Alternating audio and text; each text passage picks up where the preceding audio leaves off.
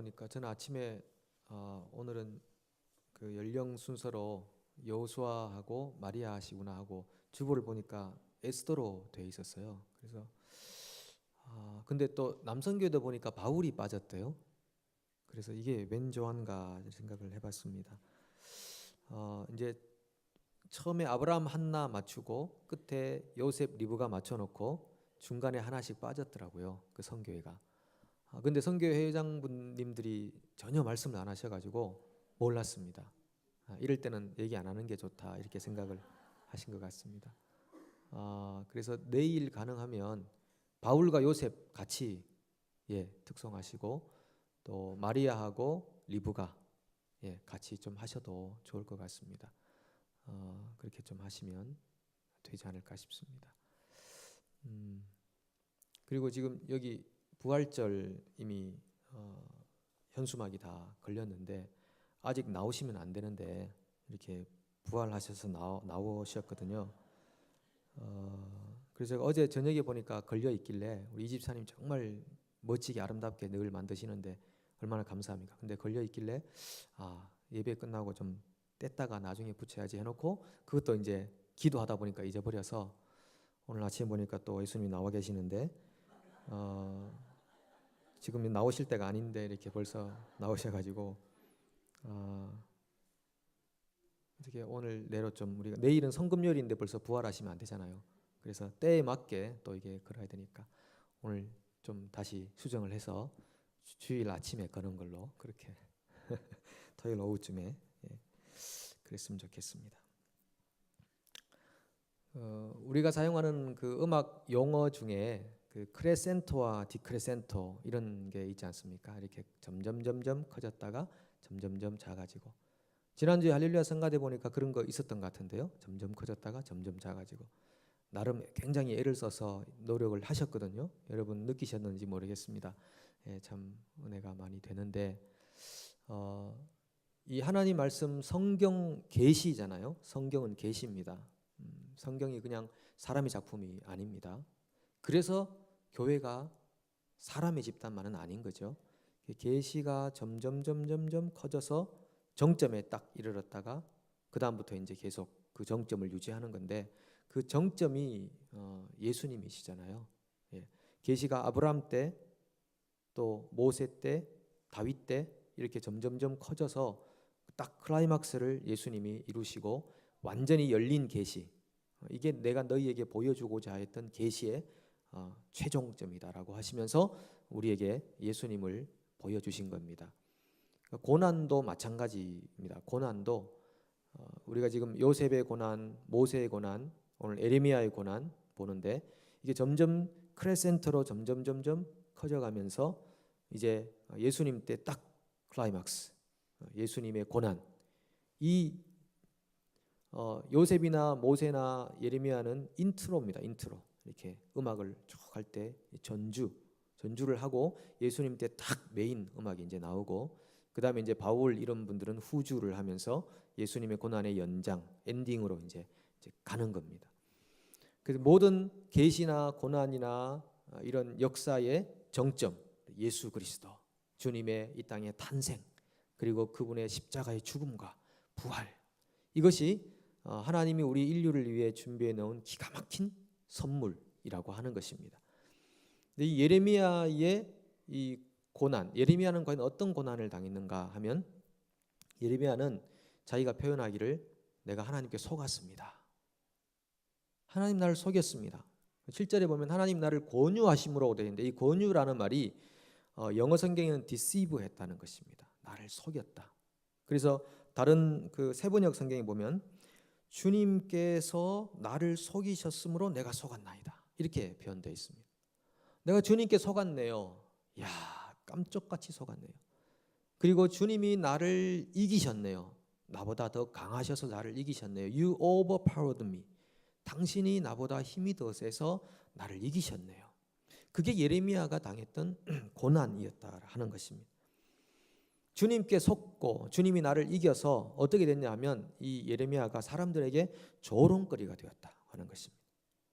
왜 사람들에게 조롱거리가 되어버렸는가? 하나님이 왜 예레미야를 조롱받게 하셨는가? 예레미야가 사람들에게 기분 나쁜 소리를 많이 했거든요. 예레미야가 주로 하는 말이 뭐냐면 파멸, 멸망, 넘어진다, 끝난다, 항복해라, 투항해라, 졌다, 뭐 이런 말만 하니까 사람들이 너무너무 예레미야를 싫어했었습니다. 그가 하는 말 자체가 마음에 너무 거슬리는 것입니다. 이런 얘기 정말 듣고 싶지 않다. 소위 은혜가 안 되는 것입니다. 아니 맨날 이렇게 말할 때마다 우리가 망한다고 그러냐. 제발 좀 다른 얘기 좀 하면 안 되냐. 그렇게 사람들이 싫어하는 것입니다. 그런데 왜 예레미야는 이런 말만 해야 했을까요? 하나님이 그런 말만 주시니까 그런 것입니다. 하나님이 그런 말만. 원래 예레미야는 선지자가 되고 싶지 않았거든요. 하나님이 예레미야를 처음에 부르실 때 예레미야가 하는 말이 제가 어려서 저는 아이입니다. 말할 줄을 알지 못합니다. 하니까 하나님이 야 그렇게 말하지 마라. 내가 너한테 할 말 줄게. 그리고 사람들이 너를 두렵게 할 텐데 너 두려워하지 마. 내가 너를 구원해 줄 거야. 도와줄 거야. 그러면서 입에다가 손을 갖다 대시면서 내가 너에게 할 말을 주노라. 그리고 그 다음부터 계속 환상을 주십니다. 뭐 살구나무 환상도 주시고 기울어진 가마 뭐 이런 것도 보여주시고. 그러니까 입에다가 말씀 주셨죠. 환상 보여주시죠. 그러니까 이 어린 예레미야 마음속에 거부하고 싶은 마음, 나는 선지자가 되고 싶지 않아요. 선지자의 길이 어떤 길인지 아니까 안 되고 싶어요 라고 했지만 하나님이 보여주신 바가 너무나 확실하고 소명이 너무나 분명하니까 따라갔습니다. 뭐 정신없이 그냥 휘둘려서 따라간 거죠. 그리고 속으로 내심 뭔가 누릴 수 있는 그런 은혜도 있지 않을까, 그런 마음도 있지 않았겠습니까?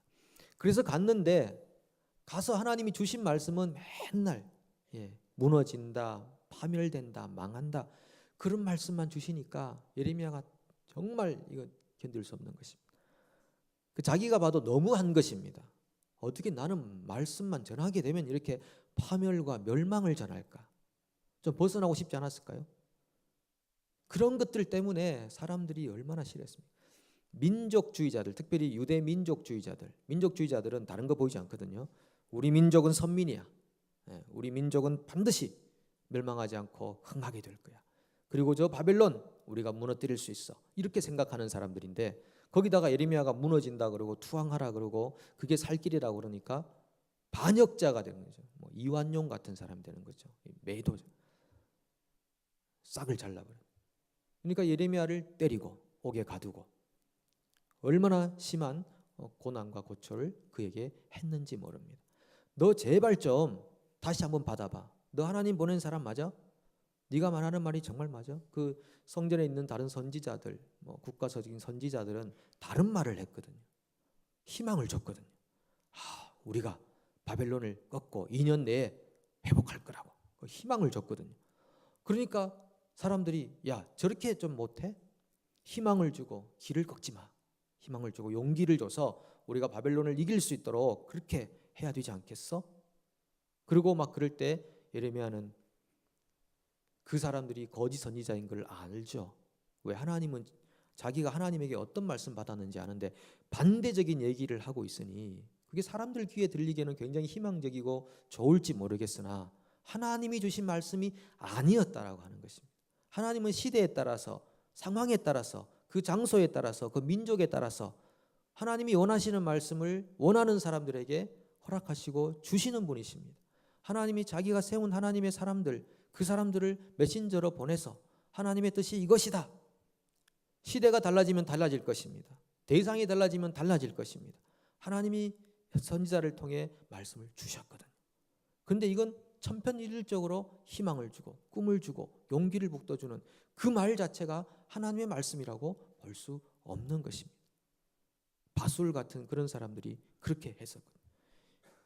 그 사람들이 야 예레미야 너 말 좀 바꿔. 우리 귀에 좀 익숙할 수 있는 말을 줘. 이렇게 요청을 했는데 예레미야는 그럴 수가 없었죠. 그래서 고난과 핍박을 받게 되었습니다. 그래서 예레미야가 다시는 내가 말씀 전하나 봐라. 난 말씀 안 전해. 전하기만 하면 요거도 먹고 사람들이 기분 나빠하고 싫어하고 나는 안 전할 거야 라고 마음을 먹었는데 그러고 나니까 9절에 있는 말씀처럼 내 이 가슴이 불붙는 것 같아서, 심장이 터질 것 같아서 골수에 사무치니 이 말씀이 뼛속에 갇혀가지고요, 막 부글 끓는 것입니다. 이게 터져 나와야 되는데 말씀이 갇혀가지고 자기 심장이 터질 것 같아요. 그래서 이 공동번역 보면은 뼛속에 갇혀있는 주의 말씀이 심장 속에서 불처럼 타올라 견디다 못해 저는 손을 들고 맙니다. 말씀이 뼛속에 갇혔대요. 여러분, 뼈 안에 갇힌 거 그거 나오려고 하면 얼마나 고통스럽겠습니까? 심장 속에서 불처럼 타올라 견디다 못해 나는 손을 들고 맙니다.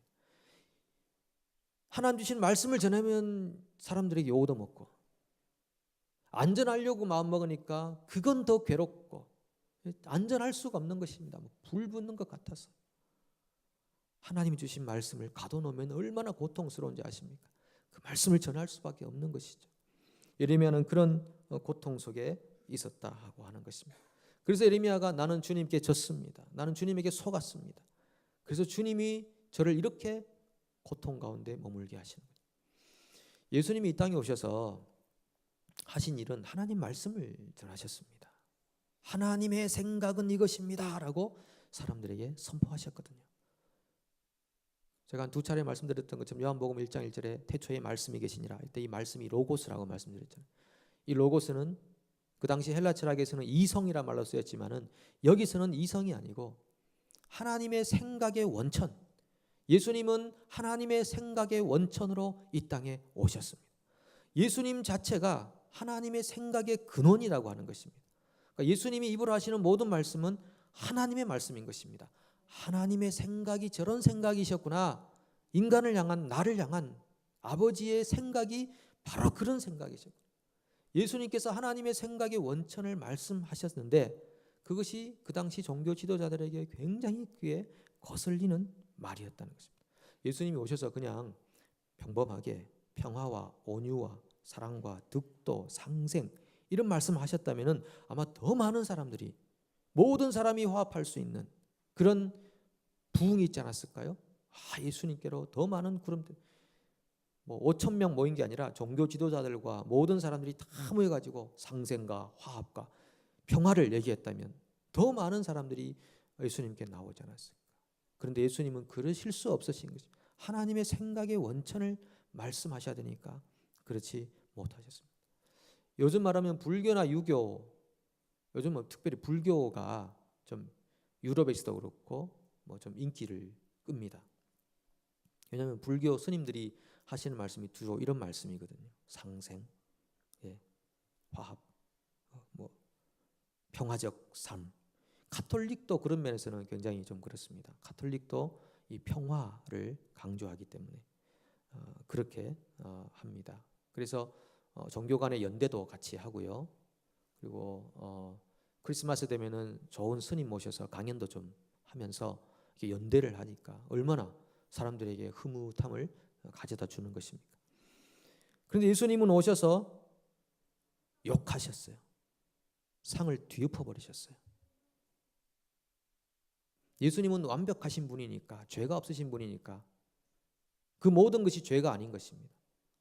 이 땅의 메신자들, 선지자들, 선포자들은 예수님 따라해서는 안 됩니다. 죄가 있는 분, 자기 감정적인 일을 할 수 있기 때문에 예수님이 욕하시고 상업했다고 메시지 전하는 사람이 욕하고 상업으면 되겠습니까? 그렇지만 하나님의 말씀을 전하는 사람들이 상생만 전해서 되겠습니까? 하나님 말씀 전하는 선지자들이나 선포자들이 하나님이 우리에게 주시는 말씀이 무엇인가를 기도로 받아서 하나님 말씀 전할 때는 상생과 화합의 말씀을 전할 수도 있지만 그렇지 않은 말씀도 전할 수 있다는 것입니다. 예수님께서 그렇게 말씀을 전하셨을 때 결국은 예수님은 십자가를 질 수밖에 없었습니다. 고난과 핍박이 예수님에게 다가왔습니다. 그것은 하나님께서 예수님으로 하여금 그런 말씀을 전하게 하심으로써 결국은 하나님이 생각하신 구속의 도를 그분을 통하여 이 땅에 이루셨다라고 하는 것입니다. 여러분들, 우리가 그리스도인들로 살아가는 삶 안에는 반드시 이번 한 주간 계속 우리 주님의 고난을 묵상하면서 그 고난의 전초적인 부분 또 연장을 우리가 생각하는데 우리 그리스도인들에게도 그런 고난과 핍박이 있다는 것입니다. 우리 선교사님들이 왜 그 기독교 불모지 같은 데서 왜 고난과 고초와 핍박을 당해야 합니까? 바로 그런 고난의 연장선에 있기 때문에 그런 것입니다. 그 사회와 문화 안에 들어가서 그 사회와 문화에 걸맞게 잘 포장을 시켜주면 핍박이 그렇게 많지 않을 텐데 복음을 전하다 보니까 핍박을 받는 것입니다. 왜 자꾸 예수만 길이라고 말하냐고 그러는 것입니다. 왜 타종교 사람을 개종시키려고 왜 강제성을 가지냐고 그렇게 말하는 것입니다. 그것이 이 시대에는 맞지 않는 것이죠. 맞지 않은 옷을 입히는 것입니다. 왜 개종시키지 말라는 것이죠. 평화적으로 살면 되는데 왜 자꾸 예수만 길이라고 말하느냐는 것입니다. 기독교는 이 땅에서 굉장히 전투적인 종교입니다. 서로 싸우라는 게 아니라 영적으로 하나님의 나라를 이 세상 나라에 선포하다 보니까 며느리와 시어미가 아버지와 아빠, 자식이 그렇게 될 수밖에 없다는 것이죠. 그러나 기본적으로 영혼 사랑에 대한 사랑을 바탕으로 그렇게 전투하는 기독교의 모습을 우리가 보게 되는 것입니다. 비단 이것은 선교사님들뿐만 아니고 우리 각자가 그런 것입니다. 예수님께서 분명히 말씀하셨죠. 너희가 세상을 사는 동안 미움을 받을 것이다. 미움 받는 거 좋아하는 사람 누가 있겠습니까? 세상이 나를 미워하기 때문에 너희를 미워할 것이다. 우리가 주님을 닮으면 닮을수록 어떤 면에서는 세상이 우리를 미워하게 될 겁니다. 고난이 바로 그런 것들입니다. 그런데 이런 고난을 피하여 살려고 세상과 타협하려고 생각합니다. 내가 너무 골수적으로 기독교 예수 신자가 되는가 이러면서 세상을 살아가면서 좀 적절하게 타협하려고 해보면 정말 그리스도인들은 타협하려고 해보면은요 예레미야가 느낀 그 고통을 느끼는 것입니다. 불 붙는 것 같아서 견딜 수가 없는 것입니다. 내 존재 자체가 너무 초라하게 보이기 시작하는 것입니다. 내가 이 정도밖에 안 되는 사람이었나. 저 동남아 어디 시장에 길가에 파는 저렴한 생선처럼 내 존재 자체가 느껴지는 것입니다. 내가 이렇게 타협하려고 그렇게 살짝 고난을 벗어나려고 사람들의 눈총을 받기 싫어서 내가 이렇게 타협해버렸구나. 너무 저렴하다. 너무 싸다. 그런 생각을 드는 겁니다. 그런데 정말 내가 하나님의 사람으로서 그리스도인으로서 정말 영혼 사랑의 마음을 가지지만 그러나 이 진리의 길은 내가 놓지 않겠다. 그런 마음으로 살면요. 때로 고난받고 미움은 있지만은 고품격이 유지되는 것입니다. 하나님 보실 때 기뻐하시는 것입니다. 여러분 세상과 타협하지 마십시오. 인본주의와 타협하지 마십시오. 우리는 주님으로부터 고난받기로 소명을 받은 사람들입니다. 평생 우리 목숨이 닿을 때까지 진리를 지키십시오. 진리 안에 거하십시오. 그리고 주님을 사랑하는 마음으로 영혼을 뜨겁게 사랑하십시오. 죄를 사랑하지 마십시오. 영혼을 사랑하십시오. 그래서 우리 안에 주신 주님의 이 말씀이 우리 뼛속에서부터 정말 폭발처럼 타올라서 우리의 심장에서 주님을 향한 사랑과 영혼을 향한 사랑과 진리를 향한 사랑과 교회를 향한 사랑과 하나님 나라를 향한 사랑으로 우리가 불타올라서 그것이 우리에게 때로는 어렵고 고통스러운 길들이기도 하지만 우리가 마지막 인생의 순간에 정말 주님이 주시는 그 영광과 그 환희와 희망의 그 소망의 나라에 함께 동참할 수 있는 믿음의 견고한 하나님의 사람들 되기를 축복합니다. 함께 우리